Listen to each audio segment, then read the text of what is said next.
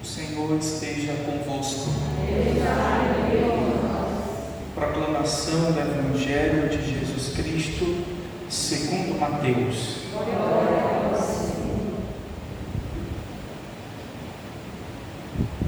Naquele tempo, disse Jesus a seus discípulos: quando o Filho do Homem vier em sua glória, acompanhado de todos os anjos, então se assentará em seu trono glorioso. Todos os povos da terra serão reunidos diante dele, e ele separará uns dos outros, assim como o pastor separa as ovelhas dos cabritos, e colocará as ovelhas à sua direita e os cabritos à sua esquerda. Então o rei dirá aos que estiverem à sua direita: vinde, benditos de meu Pai, recebei como herança o reino que meu Pai vos preparou desde a criação do mundo. Pois eu estava com fome e me destes de comer. Eu estava com sede e me destes de beber. Eu era estrangeiro e me recebestes em casa. Eu estava nu e me vestistes. Eu estava doente e cuidastes de mim. Eu estava na prisão e fostes me visitar. Então os justos lhe perguntarão: Senhor, quando foi que te vimos com fome e te demos de comer, com sede e te demos de beber? Quando foi que te vimos como estrangeiro e te recebemos em casa e sem roupa e te vestimos? Quando foi que te vimos doente ou preso e fomos te visitar? Então o rei lhes responderá: em verdade eu vos digo, que todas as vezes que fizestes isso a um dos menores de meus irmãos, foi a mim que o fizestes. Depois o rei dirá aos que estiverem à sua esquerda: afastai-vos de mim, malditos, ide para o fogo eterno, preparado para o diabo e para os seus anjos. Pois eu estava com fome e não me destes de comer. Eu estava com sede e não me destes de beber. Eu era estrangeiro e não me recebestes em casa. Eu estava nu e não me vestistes. Eu estava doente e na prisão e não fostes me visitar. E responderão também eles: Senhor, quando foi que te vimos com fome ou com sede, como estrangeiro ou nu, doente ou preso, e não te servimos? Então o rei lhes responderá: em verdade eu vos digo, todas as vezes que não fizestes isso a um desses pequeninos, foi a mim que não o fizestes. Portanto, estes irão para o castigo eterno, enquanto os justos irão para a vida eterna. Palavra da salvação.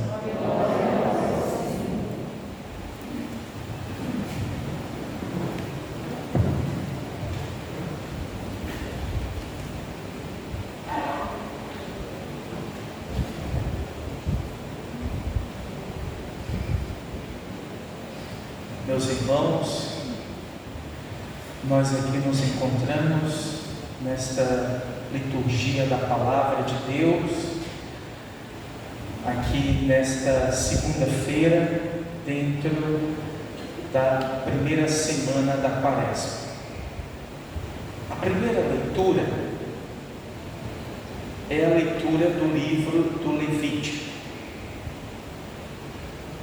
E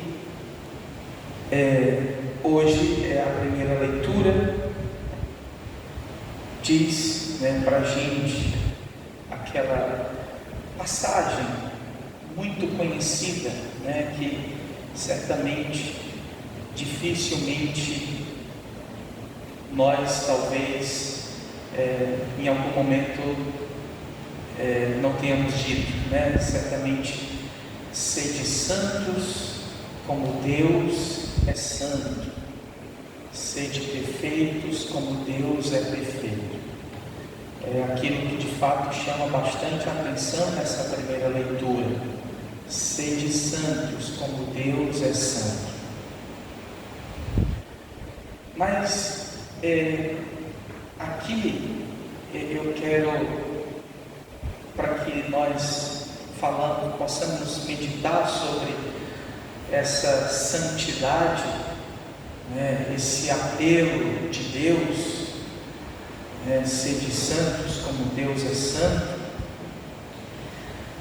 mais especificamente naquilo que diz aqui o versículo 17 do capítulo 19, diz assim: não tenhas no coração ódio contra teu irmão, repreende o teu próximo, para não te tornares culpado de pecado por causa dele. Não procures vingança, nem guardes rancor aos teus compatriotas. Amarás o teu próximo como a ti mesmo. Eu sou o Senhor. Então, vamos colocar a santidade mais especificamente nesta realidade aqui, sobretudo quando diz: não tenhas no coração ódio contra teu irmão. Não tenhas no coração ódio contra teu irmão. Essa santidade aqui, que diz sede santos como Deus é santo, sede perfeitos como Deus é perfeito, também podemos dizer: sede perfeitos na misericórdia, sede santos na misericórdia, sede perfeitos, sede santos no perdão. Esta também é um caminho de santidade, sobretudo quando nós aqui olhamos essa passagem, não guardar ódio no coração e nós lembrarmos de nosso Senhor, e sobretudo nesse tempo quaresmal, de olharmos para o crucificado, o Cristo da cruz, e olhando para o Cristo da cruz, como não lembrar que Ele foi capaz de dizer e demonstrar a santidade: Pai, perdoai-lhes, eles não sabem o que fazem. Como não lembrar, olhando para essa passagem, sede santos, sede perfeitos na misericórdia, no perdão, quando nós lembramos do primeiro marche do cristianismo, que está lá nos Atos dos Apóstolos, está aqui nos Atos dos Apóstolos, dizendo, quando Santo Estevão, ali recebendo as pedradas dos seus algozes, e ele disse: não lhes leveis em conta os seus pecados. Jesus morre perdoando. Santo Estevão, o modelo para nós de mártir, de santo, é um mártir, também um modelo para nós. Sede santos, sede perfeitos, na misericórdia e no perdão. Porque a gente pode pensar, isso é um desafio para todos nós, é muito difícil, mas a gente tem que pensar que Deus, Ele nos eleva, Ele nos puxa para a medida dEle. Não é Deus que é puxado para a nossa medida. A gente sempre tem que lembrar disso. Esse perdão que o Cristo dá, morrendo na cruz, de ser santo na misericórdia e no perdão, a gente tem que lembrar disso. É difícil, mas o Senhor nos eleva, e nós temos que ficar na medida dEle. Não é Ele que tem que se baixar e ficar na nossa medida. Nós temos que ficar na medida de Deus, e não Deus ficar na medida dos homens. Nós precisamos ter esta graça de podermos perdoar as ofensas, de transformar as ofensas em perdão, de podermos transformar as guerras em doçura, de transformar realmente as ofensas em perdão e sempre combater o mal com o bem. Então, certamente o perdão, irmãos, faz com que a gente cresça em humanidade. Esta é a santidade, especificamente naquilo que o livro dos Levíticos coloca para a gente hoje. E claro, podermos exercer isso, sobretudo da gente poder pensar em quantas amizades foram refeitas, quantas amizades elas criaram mais vida depois de um pedido de perdão, depois de um perdão que você deu. Até mesmo quantos casais em crise que foram capazes de restaurar seus relacionamentos por causa de um perdão. Então, nós precisamos, diante dessa primeira leitura, pensarmos em quem realmente nós precisamos nos reconciliar, quem nós precisamos realmente perdoar de coração, porque isso é um caminho de santidade. Sede perfeitos, sede santos, na misericórdia e no perdão. Até mesmo agora, voltando daqui a pouco para a casa de vocês, quem que você realmente precisa dar este perdão, ou até mesmo pedir perdão por algo que você tem na sua consciência de que você magoou, que você ofendeu. Então, este caminho de santidade que nós precisamos seguir, e que a primeira leitura nos indica para todos nós: sermos santos, sermos perfeitos na misericórdia e no perdão. O Evangelho de hoje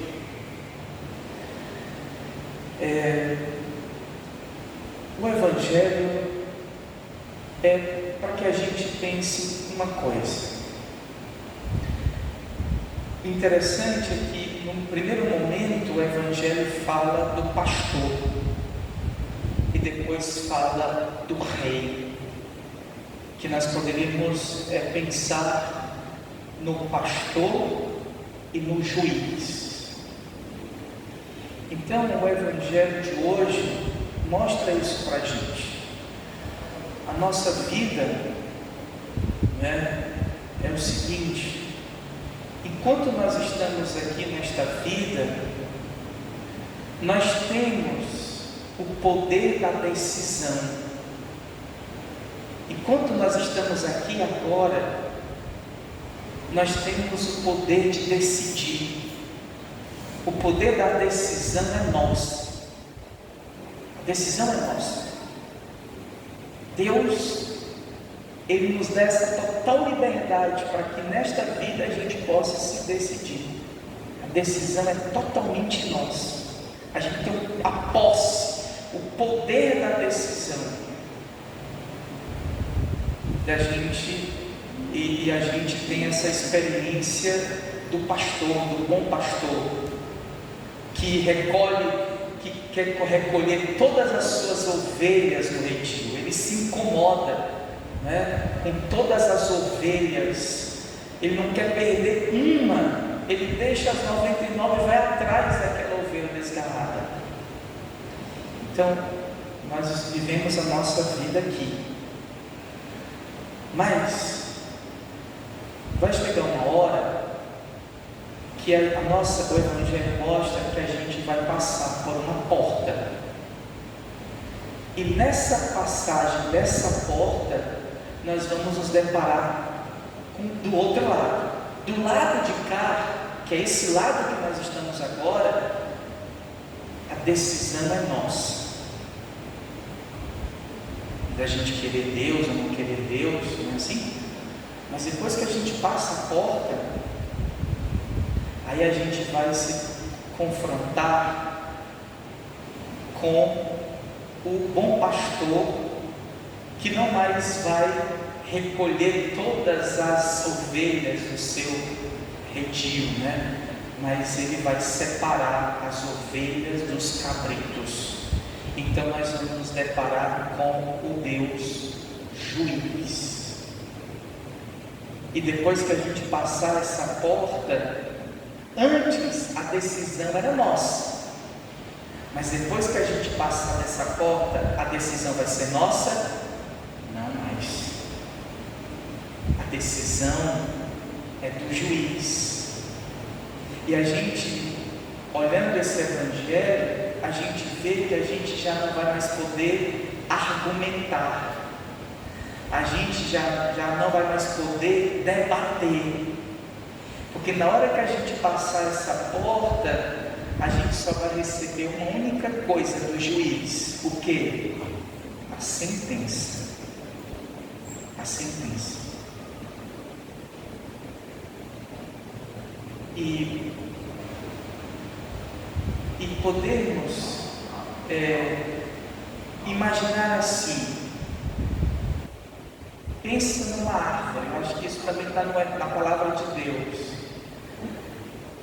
A árvore, quando ela cai, para o lado que ela cai, ali ela fica.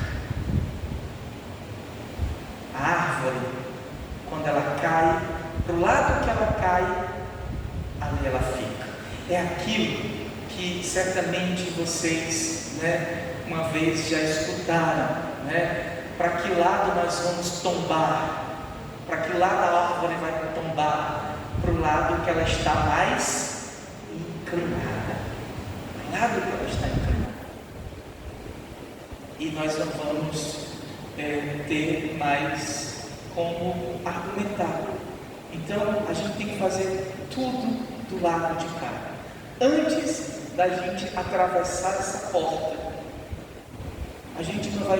É tão sério essa sentença que a gente lembra do rico Herculano, que mesmo ele reconhecendo que a sentença dele ele já tinha recebido, ele sequer pôde comunicar a seus irmãos